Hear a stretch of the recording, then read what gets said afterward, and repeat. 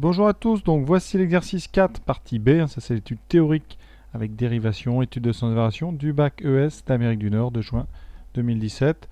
Alors, on admet que la fonction f est définie par une expression qu'on vous donne ici, donc c'est le produit d'un polynôme de second degré par un exponentiel moins 2x plus 6, et on vous demande de calculer la dérivée et de montrer que cette dérivée a une expression qu'on vous donne ici. Donc ça, on va commencer tout de suite. Alors la fonction f, déjà, on va regarder son type. Alors c'est un produit déjà, première chose. Donc ici, on réécrit une fois pour bien voir comment elle est constituée. Donc x carré moins 2x plus 1, ça c'est un polynôme du second degré. Pour ceux qui sont très bons, c'est une entière remarquable, c'est x moins 1 au carré, mais on ne va pas s'en servir ici. Alors c'est donc le produit, vous voyez, de une fonction ici que j'appellerai u de x par une fonction ici que j'appellerai v de x. Alors comme d'habitude, on va présenter ça correctement. U de x, x carré moins 2x plus 1, et v de x, exponentielle moins 2x plus 6. Alors est-ce que f est dérivable? En général, on le dit juste sans le démontrer, puisque u est dérivable, c'est un polynôme. V, c'est l'exponentielle d'une fonction affine, donc pas de problème. Donc u est dérivable. C'est un trinôme. V est dérivable. C'est l'exponentielle, donc exponentielle d'une fonction affine. Conclusion. U fois V est dérivable, donc f est dérivable sur R. Voilà. Alors là, on n'insiste pas trop là-dessus. Quelle formule on utilise? On utilise la formule donc du produit. C'est U que multiplie V. La dérivée d'un produit, vous le savez tous, c'est U'V plus UV'. On va donc faire le calcul de U' et de V'.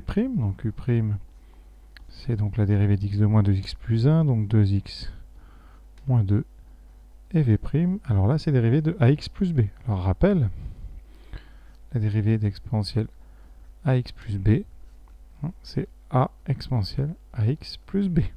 On garde ce qu'il y a dans l'exponentielle et dehors sort la dérivée de x plus b, donc a. Ça vous donne donc ici moins 2 exponentielle moins 2x plus 6. Et là, on est parti. Donc f', alors là, vous avez un petit produit en croix. On fait donc première diagonale plus deuxième diagonale. Donc x2 moins 2x plus 1 fois.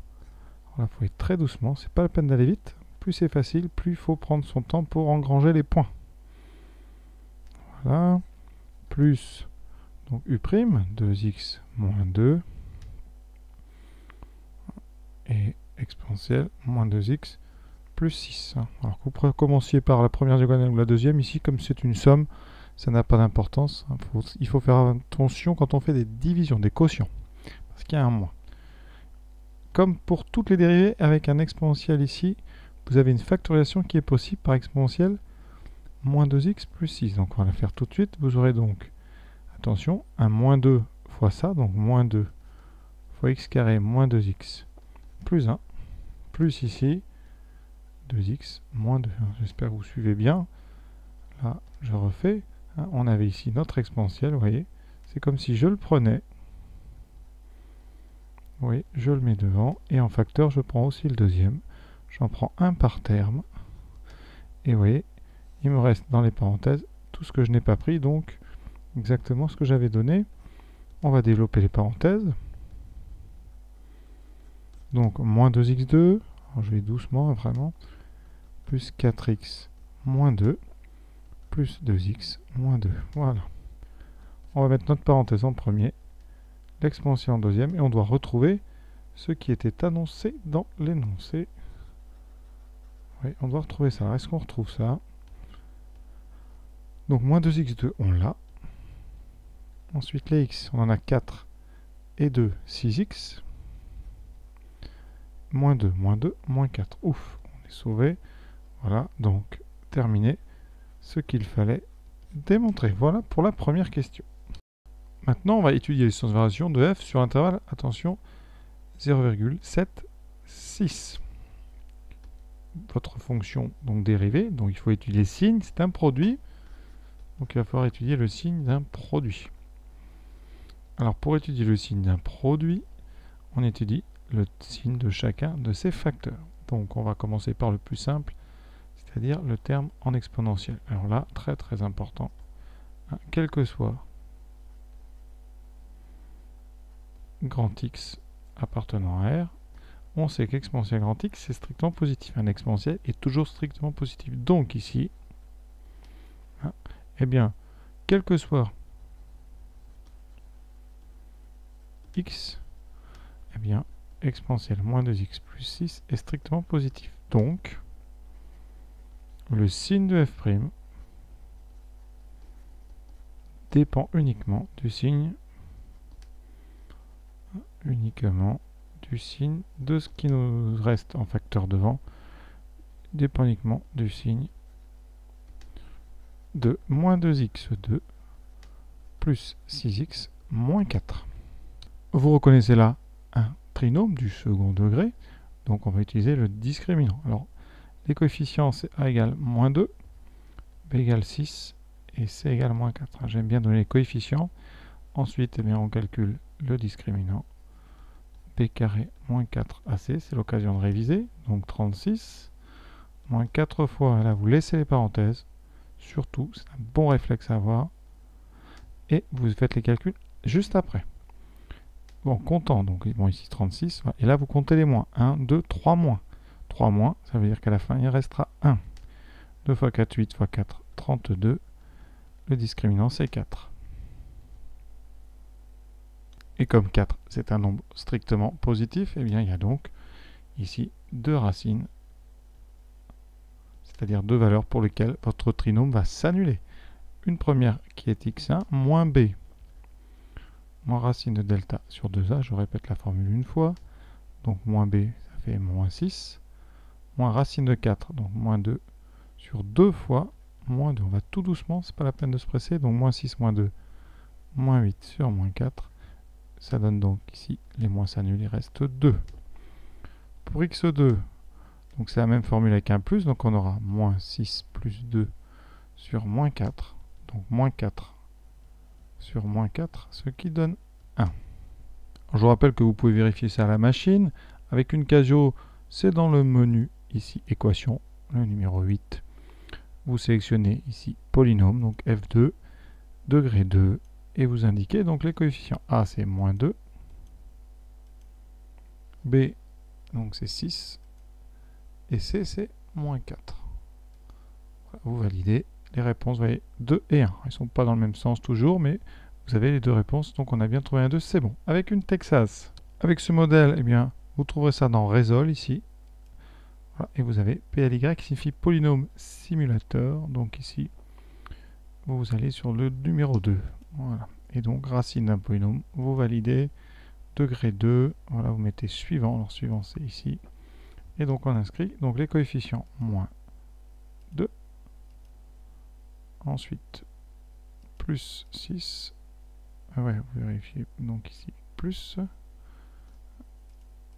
Ah, pardon, je manipule pas très bien. Ici, 6. Voilà pour B. Et ici, vous mettez moins 4.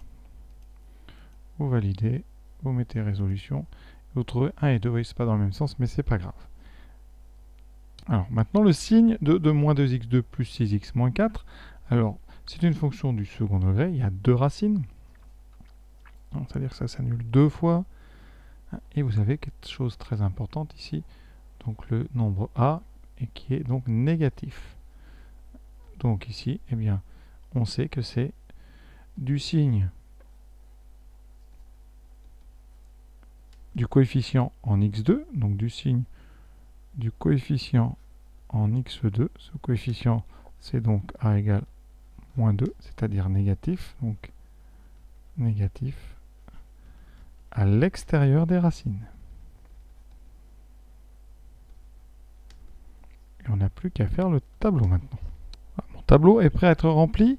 Alors, donc on est, je vous rappelle, sur intervalle 0,76. Ici, on a deux racines pour notre trinôme, donc les racines c'est 1 et 2, ça tombe bien, les deux sont dans l'intervalle. 1 et 2, donc ici ça veut dire qu'on vient de trouver que notre trinôme s'est annulé en 1 et 2. On vient de dire, parce que son coefficient dominant est négatif, que si vous tracez, vous voyez, vous avez donc une parabole qui coupe l'axe horizontal en deux valeurs pour les abscisses 1 et 2. Donc le signe, vous voyez, c'est négatif à l'extérieur. Ce qu'on appelle l'extérieur, c'est donc ici, ce qui va de moins l'infini à 1 et de 2 à plus l'infini. Et donc entre les deux, vous aurez du signe de A. Pour f', on a dit que c'était la même chose, puisqu'un exponentiel est strictement positif. Et il vous reste à remplir les variations de f. On a donc f qui va être d'abord décroissante, puis croissante, puis décroissante. On va remplir maintenant les extrémités ici de nos flèches. Alors il y en a qui sont avec des valeurs entières, donc on va essayer. Donc f de 1, qu'est-ce que ça nous donne? Donc je remplace ici, ça donne 1 moins 2 plus 1, fois exponentielle moins 2 plus 6. Donc ici j'ai 0, exponentielle 4, donc 0. f de 2, on remplace, alors là je répète, parce que je n'ai pas été... vous remplacez dans f de x, surtout pas dans f', c'est très très important ici, sinon vous allez dire des bêtises et vous allez trouver 0 à chaque fois. Donc ne vous trompez pas à ce moment-là, f de 2, donc je remplace, ça fait 4, moins 2 fois 2, 4 plus 1, exponentielle moins 4 plus 6. Donc 4 moins 4, 0, il reste 1 exponentielle carré, donc exponentielle au carré. Il reste f de 6 qu'on peut faire à la main, 6 fois 6, donc 36, moins 12 plus 1, exponentielle moins 12 plus 6. Donc 36 moins 12, 24, plus 1, 25, exponentielle moins 6. Alors pour ceux que ça intéresse, 25 e moins 6, c'est 25 sur e puissance 6, c'est-à-dire un très petit nombre. Il nous reste l'image de 0,7, alors qu'on peut calculer à la main quand même s'il va y avoir des décimales ici. Donc au carré, 0,7, ça fait 0,49, moins 2 fois 0,7, 1,4, plus 1, exponentielle, donc moins 1,4 plus 6, ce qui nous donne, donc ici, moins 1,4 plus 1, ça fait moins 0,4, donc 0,09, exponentielle 4,6. Voilà. Question 3. À l'aide d'un logiciel de calcul formel, on obtient les résultats ci-dessous, qui pourront être utilisés sans être démontrés. Alors qu'est-ce qu'on nous donne? On donne f', ça on l'a déjà trouvé. Ici on vous donne la dérivée de f'.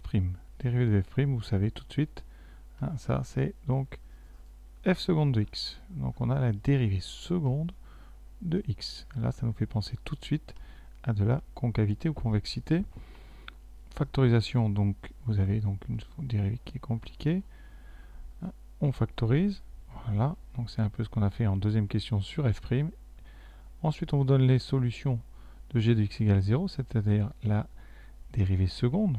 Donc ici, eh bien, vous avez tout simplement les racines, ou les solutions, on va dire plutôt solution de f seconde de x égale 0. D'accord? Et on a ensuite une primitive. Alors on verra à quoi ça nous sert. Première question, détermine le plus grand intervalle sur lequel la fonction f est concave. Alors question 1, donc on va faire le tableau de signes de f seconde. Donc f seconde de x, c'est 2x2 moins 8x plus 7 fois 2 exponentielle moins 2x plus 6. Ça, je rappelle, c'est la ligne 3. Vous pouvez mettre ça sur votre copie d'ailleurs, ligne 3. On va faire le signe. Alors, on a dit tout à l'heure, quel que soit x, donc pour tout x, eh bien, 2 exponentielle moins 2x plus 6 est strictement positif. On ne va pas répéter, on a déjà dit un exponentiel est strictement positif. Alors, les racines de 2x2 plus moins 8x plus 7, elles sont données par la ligne 4. Donc la ligne 4 vous donne les racines, c'est-à-dire les solutions de l'équation g de x égale 0. Donc ça veut dire que ça s'annule. Donc en moins racine de 2 plus 4 sur 2, alors on va le séparer, ça sera plus joli, et racine de 2 plus 4 sur 2. Alors ça, je vais le séparer en deux fractions, ça fait moins racine de 2 sur 2 plus 4 sur 2, c'est-à-dire 2 moins racine de 2 sur 2. C'est un tout petit peu plus petit que 2, parce que racine de 2 c'est 1,4. Donc 1,4 par 2, 0,7. Donc 2 moins 0,7, ça fait à peu près 1,3. Ici, racine de 2 sur 2 plus 4 sur 2 qui nous donne 2 plus racine de 2 sur 2, donc c'est 1,3 à peu près, et 2,3 et 2,7, pardon. Donc ça c'est à peu près 2,7, rapidement hein, quand même. Ici à peu près 1,3. Et le signe maintenant. Le signe de 2x2 moins 8x plus 7. Alors on a déjà fait un signe d'un trinôme dans la question précédente. Donc là qu'est-ce qu'on a? Eh bien c'est, ici vous avez un coefficient dominant qui est 2, très important, c'est un nombre positif, donc votre trinôme il est eh bien du signe de 2, c'est-à-dire positif, à l'extérieur de ces racines, donc à l'extérieur des racines. Ça va nous donner donc le signe, et nous qu'est-ce qu'on veut? Alors le signe de f seconde, donc sur R, parce que là on est revenu sur R, comment il est? On a dit qu'il y a deux racines, alors là les racines, je vais les mettre en rouge que vous voyez bien, 2 moins racine de 2 sur 2, et 2 plus racine de 2 sur 2. Pour ces valeurs-là, ici, la dérivée seconde s'annule. Est-ce qu'elle change de signe à ces endroits-là? Eh bien, on dit du signe de 2 à l'extérieur, donc vous avez plus, plus, moins. Voilà. Et donc, vous allez trouver le signe de f seconde. Donc, vous voyez, les zéros, ce sont des endroits où la dérivée seconde s'annule en changeant de signe. Ce sont donc des points d'inflexion sur la courbe. Pour la convexité ou concavité, qu'est-ce qu'on en déduit? Eh bien, on sait que f est concave partout où f seconde est négative ou nulle. Donc ici, le plus grand intervalle sur lequel la fonction concave, l'intervalle cherché, vous voyez bien, le plus grand, eh bien, c'est entre nos deux racines ici. C'est donc entre crochets 2 moins racine de 2 sur 2, 2 plus racine de 2 sur 2. Alors, pour tous ceux qui n'avaient pas du tout transformé leur racine, ça sera moins 2 moins racine de 2 plus 4 sur 2. Vous les avez encore ici à gauche. Et ici jusqu'à racine de 2 plus 4 sur 2. Donc voilà, notre question A terminée. Question B, donc je vais commencer à répondre. La courbe représentative de la fonction admet-elle des points d'inflexion? La question est en bas. Ici, eh bien, j'ai déjà un petit peu répondu à la question. Vous avez vu, on a le tableau de signe de f seconde. On sait que des points d'inflexion, ça équivaut au fait que f seconde s'annule en changeant de signe. Ça, c'est capital. Hein. Il faut vraiment qu'il y ait changement de signe. Et là, est-ce qu'on a changement de signe? Eh bien, oui. Ici, vous voyez. Alors, ici, donc, on a changement de signe. Donc, f seconde s'annule 2 fois. Et à chaque fois, c'est en changeant de signe. J'espère que vous voyez bien ce que ça signifie en changeant de signe. Ici, on arrive par un plus. On s'annule et après on ressort un moins. Et ça, c'est en 2 moins racine de 2 sur 2. Et ensuite, on a un moins 0 et on sort en positif. Voilà. Et donc, eh bien, donc 2 points. 2 points d'inflexion. D'abscisse, on va se répéter, hein, mais x égale, donc je vais reprendre moins racine de 2 plus 4 sur 2 à gauche, hein, c'est dans la ligne L4, et x égale racine de 2 plus 4 sur 2. Alors pour ceux qui veulent savoir à quoi ça ressemble, eh bien ici f seconde c'est plus 0 moins, c'est-à-dire que vous avez une fonction qui est d'abord convexe, et ensuite concave. On peut avoir soit quelque chose comme ça, voilà, soit quelque chose comme ça. Ça, c'est pour le plus 0 moins pour f seconde. Vous voyez, on arrive convexe, on ressort concave. On arrive convexe, on ressort concave. Ça, c'est pour ce plus 0 moins. Voilà. Pour l'autre, si vous voulez le moins 0 plus, ça veut dire que vous arrivez donc concave. Alors, vous pouvez arriver comme ça ou comme ça. D'accord? Et vous sortez convexe. Donc, si vous arrivez concave comme ça, pour sortir convexe, vous n'avez pas le choix, vous ressortez comme ça. Si vous arrivez concave en descendant, eh bien vous sortirez convexe en descendant. Donc voilà les formes qu'on a, vous voyez, hein, assez simples. Donc des cas de figure multiples, mais qui se ressemblent quand même tous. Voilà pour la question B. Maintenant, on passe à la dernière question de cet exercice. Pour cette dernière question, on vous parle d'une intégrale. L'intégrale, donc ici, de 3 à 5 de f de x dx. Alors pour faire une intégrale, eh bien vous le savez, il faut une primitive. Est-ce qu'on en a une? Eh bien ça tombe bien. Hein, dans une des lignes, la dernière, on a ici une primitive grand F de petit f. Et donc on va l'utiliser pour les calculs. Donc ici, eh bien l'intégrale, ça sera la valeur entre 3 et 5 de la fonction grand F de x indiquée en bas qui est 1 quart que multiplie moins 2x2 plus 2x moins 1. Vous vous servez des résultats sans les démontrer, sans les justifier. Voilà. Et ça entre 3 et 5. Alors on vous demande la valeur exacte. Donc on n'a pas le choix. On va remplacer d'abord par 5. Donc vous mettez une grande parenthèse. Et ensuite vous remplacerez x par 3. Et on prend son temps. Ça donne 1 quart que multiplie donc moins 2 fois 5 au carré. Donc moins 2 fois 25.